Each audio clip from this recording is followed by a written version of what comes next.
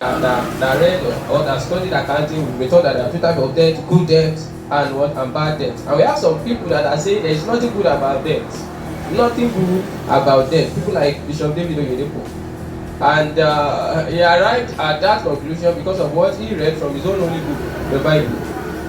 His own holy book, the Bible. Like in Deuteronomy chapter 15, verse 6 now, we always say, "For the Lord your God will bless you just as he promised you.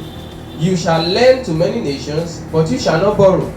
But you shall not what? But you shall not borrow. You shall reign over many nations, but they shall not reign over you."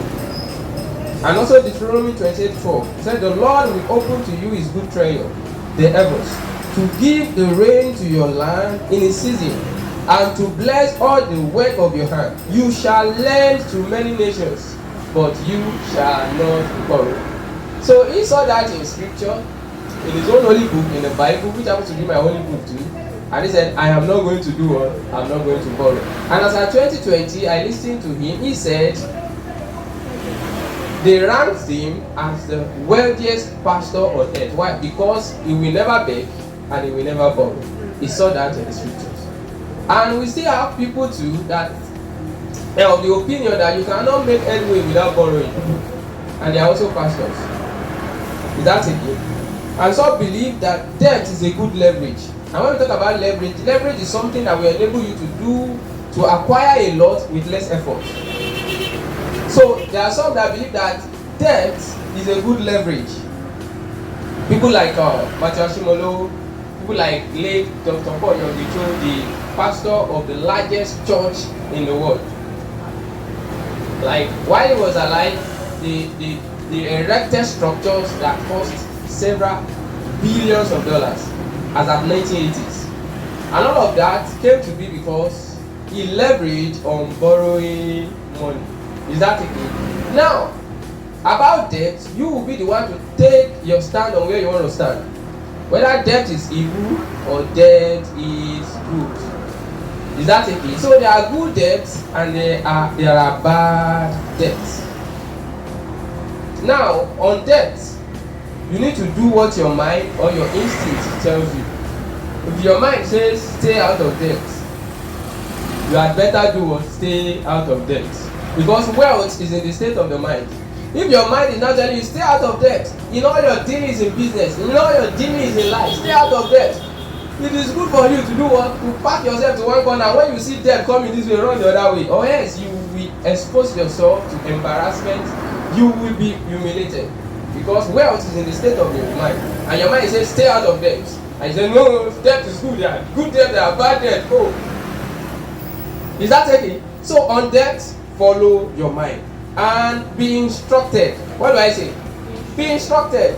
There was a woman in the Bible. I'm sorry, I always saying the Bible because I'm a pastor. So there was a woman in the Bible. The husband left her in debt, so much debt that the creditors, they came around one day to take her two sons into slavery. She ran to a man of God, and the man of God said, "Go borrow what? Go borrow vessels." That's 2 Kings chapter 4 verse 3. Go borrow vessels from everywhere, from your neighbors, not a few. And she went, she borrowed vessels, and the miracle happened. She was out of debt, and she lived a great life. So, on debt, follow your mind, follow your instinct, and be instructed. So before you go into debt, make sure you are instructed. Now, good debts. When we talk about good debts, they are debts you go into for something that brings into your pocket more money. Is that it? Good debts is a type of debt you go into for something that brings you more money. Take for example, let's say you borrow money to buy a car that you want to use as a commercial vehicle. You know that one we do, we bring you money to your pocket. Just make sure you are driving prayerfully and carefully so that you don't have accident with the car. Your debt. Money, let's say you borrow, you go into debt in order to buy businesses. That kind of debt is a good one. But we have bad debt, and that's what we want to learn how to get out of today. bad debt. The debt that you will remember and it looks as if you are lifting 10 bags of cement. The kind of debt that you think about and you do and your neighbor will hear, what happened? Did this person want to commit suicide? That's how you want to learn, how to get out of bad debt. I want to talk about bad debts. These are debts you go into for something to gratify your desires, your pleasures, and doesn't bring you into your pocket more money, but it will rather take more money from you. Did that take it? For example, money to play bets. You go and borrow money. You don't have money. You don't go and borrow. That's why you want to play bets with that money. That is a bad debt. Because you don't even, the money that is yours, it is not wise to put it in something that you have no control over. Is that taking? Don't put your money into what you don't have at least 90% control over. Like I as a person, I've tried a lot of things, so I've used my money for a lot of things to gain experience. And when I tell you, stay out of something, I'm telling you the real fact, stay out of it, or else you will cry in the future. Do you get it? So you don't borrow money. Like somebody was speaking to me, they sent like 70,000 naira, and there was one popular this thing, like just of recent, I don't know, just of recent, SRA, or what are they calling it? SRA. I said, you put your money in SRA. Are you the owner of the money? No. Why did you put your money? Have you forgotten MMM? Have you forgotten MMM? She put the money there, no. I said, you don't put money meant for baby food into that kind of investment. Then what do I mean? I said baby food. You understand? You know the baby, you just give birth to a new baby. And you know the baby, you have to eat the next money, and the money that you are supposed to use to buy the baby food for the baby, you went and put it in something that you don't have control over. You are that. She said, that's foolish. I said, you are correct. That's foolishness. So, bad debt is the type of debt you go into to get money to put in something that you don't have at least 90% control over. So, whenever you want to put your money in something and you realize, or somebody comes to you and says, okay, this is an investment, put your money in it. Look at the business. If you know you cannot gain and you cannot have at least 90% control over that thing, stay off. Stay off. Bad debt. Bad debt. Now, how to stay away from bad debt? The starting point is you determine strongly to stay out of debt. What do I say?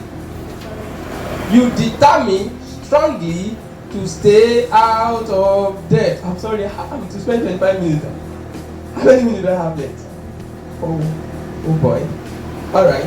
How to stay away from bad debt. Determine strongly to stay out of debt. And that's the first step in overcoming any weakness. You first must determine strongly in your heart to stay out of debt. And then you map out a plan on how to stay out of debt. You map out a plan on how to stay out of debt. And then number 3, be disciplined to follow your plans. Determine strongly to stay out of debt. Map out a plan on how to stay out of debt. Be disciplined to follow your plans. Be disciplined to follow your plans.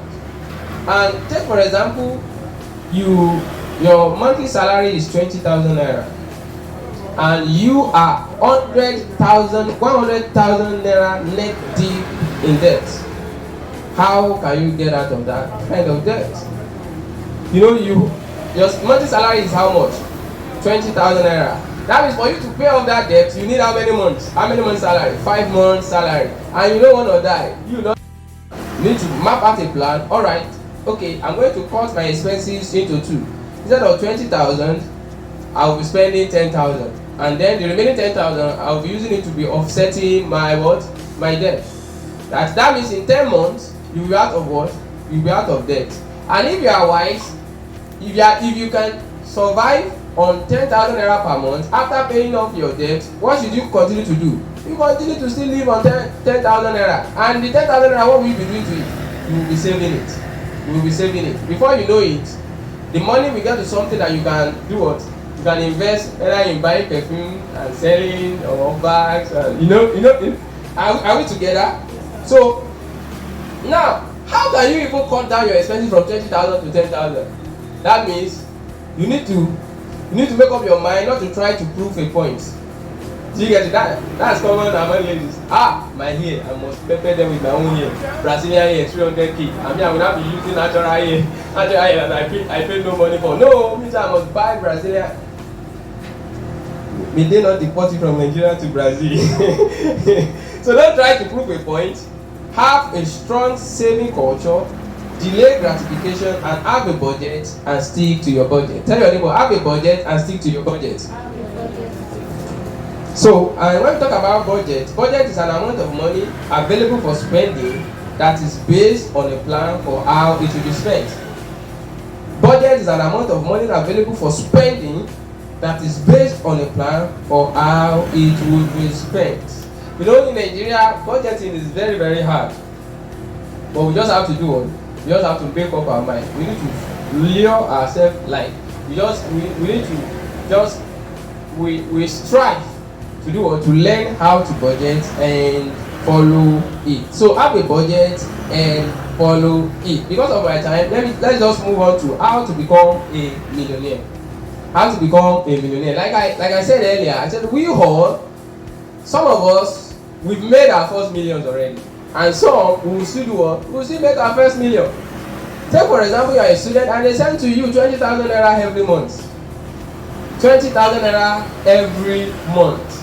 That means in 10 months, that's how much? In 10 months, 20,000 naira every month. In 10 months, that's how much? 200,000.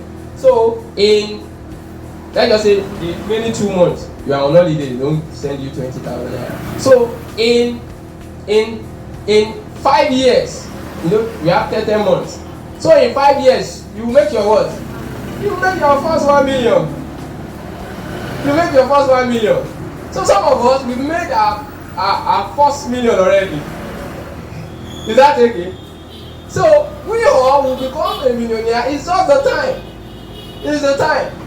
I remember when I started as a person, like I was earning 12,000 naira per month as a private school teacher. 12,000 naira per month. 12,000 naira per month. If you take me like how many years for me to make my first million? It take me like 10 years.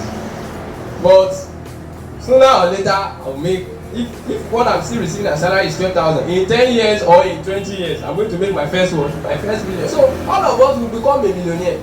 The time span is the difference. Now, if you want to become a millionaire early, all you just need to do is you increase how much you are earning per month. You increase how much you are earning per month. While I was sitting as a private student, I know how much it took me to make my first million. Now I changed profession.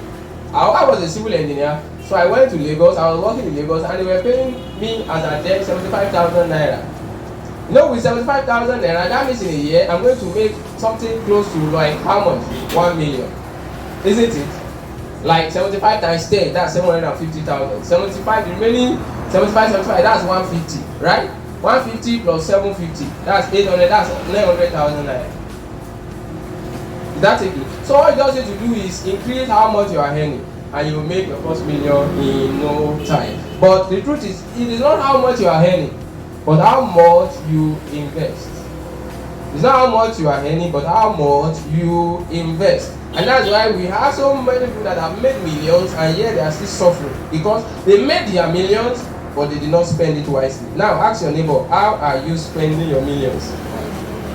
Now, how to become a millionaire? You must have a goal. You must have a what? You must have a goal.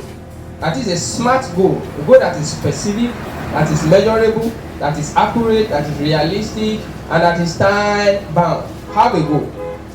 Have a goal. Like how as a person, the goal I had was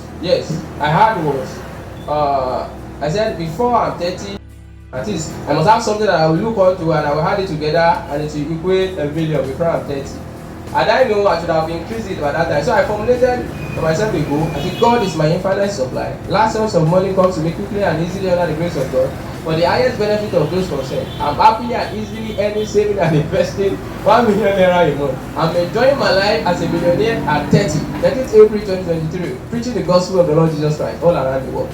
So I've been, like, while I was in service, I was reciting that, I'm enjoying my life as a millionaire at 30. And you know what, by the time I was 30, I was able to get something, and when you had it together, it equates what? It equates a million. So you must have a goal. A specific what? A specific goal. A specific goal that when they ask you in the morning, I just waking you up, you must be able to do what? You must be able to say it. So you must have a vision statement, a goal statement that you can recite to yourself every day and become part of. You look at how I recite, I don't have to look at any notes for me to be able to recite. God is my infinite supply. Just some money come to me quickly and it's not the grace for that. Because I will always recite it to myself. And it happened. Praise God. Like now, we have a YouTube channel and people in the United States, Canada, India, they are watching the YouTube channel. What are we doing? We are preaching the gospel of the Lord Jesus Christ all around the world. So you need to have the vision, a goal, a statement. You do what? You write it down. The next thing you do what? Write it down, your goal. You write it down. Number 3, you believe it is possible. Number 1, have a goal. Write it down. Number 3, believe it is possible. And now, know what you have to do. Know what you have to do. Do you need to learn a skill? Do you need to obtain a certificate? Do you need to change your profession? You need to change your profession. Like while I was teaching, you know, I have to like me switching alone makes making the first million easier. What happened? It cut short the time that it would have took me to do or to make my first million. I didn't know I was still teaching in a private school. But me going to my profession, you know, what I will take me like 10 years to make took me like a year or 2 months. Do you get it now? So if you need to change your profession, you change it. What do you need to start doing? What do you need to stop doing? What do you need to do less of? What do you need to do more of? Who do you need to meet? And who do you need to separate from? Because, let me not deceive you, there are some people that you still be with. I'm telling you, you cannot become a millionaire if you are not wise. Not as much as you are with them, I'm telling you, you can't become a millionaire. It's not possible. So you need to sort that out. And number 6, you need to work hard smartly. What do I say? Work hard smartly so that you can do what? You can achieve that goal of becoming a millionaire that you have set for yourself. Work hard smartly. I'm sorry. Alright, work hard smartly. Now, I have an experience to back this up. While I was in university, I gave admission to Federal University of Technology in 2010, and my desire, my passion was I want to graduate with the first class.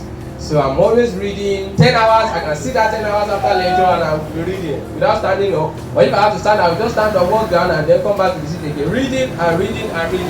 I read my books up. And you know what? There was one course we called Math 111. It's a 3-unit course. So when we went in for the test, I did the test. I was like, but I read this material like 3 times before test. I read the material 3 times. From cover to cover, I finished the material. Even the material knew that I finished it. But I got into the exam hall and everything just, I was like, but I know this thing before you know it before time. Like, I was like, no, then maybe I need to double my reading. So I doubled the reading of the material before the exam. And you know what? The same thing happened during the exam. When the results came out, I had A's and 1B, like that. It was that course. It was even God that saved me. I had E in a 3-unit course, and the thing brought my CGPA B down. But I struggled and struggled to take my CGPA to first class until I graduated. No, I couldn't. Now, this is where I'm going. What happened? My mates, one day I'm reading, working hard. My mates, they knew what it would take them to have A in the course. All you just need to have an A in that course is get a calculator. And the calculator is not prohibited. All you just need to do is get the calculator, and when you get into the exam hall, the question, you will just see the question like this. I just type the question into the x raised to power 2 sigma this, and press it equal to BIM, and the answer will come out, and you do what? And you click it. Did you get it now? That's all what it will take me, just to press it. I mean, I'm racking my head in it, and that was what prevented me from graduating with a first class. What am I saying? Don't smart. Turn to your neighbor, say work smart. So as you are working hard, work smart, and then keep working until you achieve it. Keep working until you achieve it because of time. Now, after making your millions, how can you sustain it? How can you sustain it? Number 1, create a structure around your wealth. What do I say? Create a structure around your wealth. Proverbs chapter 15 verse 6 says, in the house of the righteous there is much treasure, but in the revenue of the wicked is trouble. In the house of the righteous there is much what? Much treasure, but in the revenue of the wicked is trouble. The same Proverbs 21:20 says, there is desirable treasure. Everybody say desirable treasure. There is desirable treasure and oil in the dwelling of the wise, but a foolish man squanders it. Everybody say a foolish man. I'm not the one that said, I hope you know I'm reading from the Bible. Proverbs chapter 21 verse 20. There is desirable treasure and oil in the dwelling of the wise, but a foolish man squanders it. So create a system around your wealth to ensure that it keeps multiplying. Create a structure around your wealth to ensure that it keeps multiplying. That it keeps multiplying. That it keeps multiplying. Number two, give. Give and give. Everybody say give and give. Give and give. That will not permit me to just give. Say give and it will be given unto you. Good measure, pressed down, shaking together, running over. Shall men also do what? Shall men also give to your bosom? And then there is one who scatters yet increases more, and there is one who withholds more than is right, but it leads to what? It leads to poverty. As you are creating structure to ensure that your money keeps multiplying, you must do what? That you must not withhold more than is meet. You must do what? You must give out. Because what you spend, you are making a living. But what you give out, you are making a life. Go and make a life. And then the third one is train the next generation. What do I say? No, what we are talking about is how to sustain wealth. Create a structure around your wealth to ensure that it keeps multiplying. 2, give, and give. Number 3, train the next generation. You know, King Solomon is the wealthiest king that ever lived, right? He was panicking and he was expressing his sorrows in Ecclesiastes chapter 2 verse 17. Said, therefore I hated life. Therefore I hated life, because the work that was done under the sun was distressing to me. For all his vanity and grasping for the wind. He said, then I hated all my labor, in which I had toiled under the sun, because I must leave it to the man who will come after me. And who knows? Do you get it now? He said, and who knows whether he will be wise or a fool? That was Solomon. He said, who knows? I've labored, I've toiled. Who knows? And this thing, and that's why some people that say, I must chop this, Do I know the person that will come after me? I will just come and no, Mr. I must eat. No, be a good man. We are told that a good man leaves inheritance for his children's children. So just do your own part. If they squander it, let them squander it. Just do your own part. Be a good man. So he was saying, who knows whether he will be wise or a fool? Yet he will rule over all my labor in which I toil, and in which I have shown myself wise under the sun. So this is also vanity. What I'm saying, train the next generation. You have a control on the outcome of your child's life. Everybody, don't you know? You have a control over the outcome of your child's life. You have a control, and that's why we are told that children, they are heritage of the Lord. He said, like arrows in the hand of a warrior. Now, tell me, the warrior is with the arrow. Can't you direct where the arrow will go? Your parents will have control over the outcomes of our children's life. So train the next generation how to handle money. From the time they were born, train them about money, train them how to handle money, train them how to manage money, train them how to do what? How to multiply money. So prepare them and let God complete the rest. Prepare them and let God do what?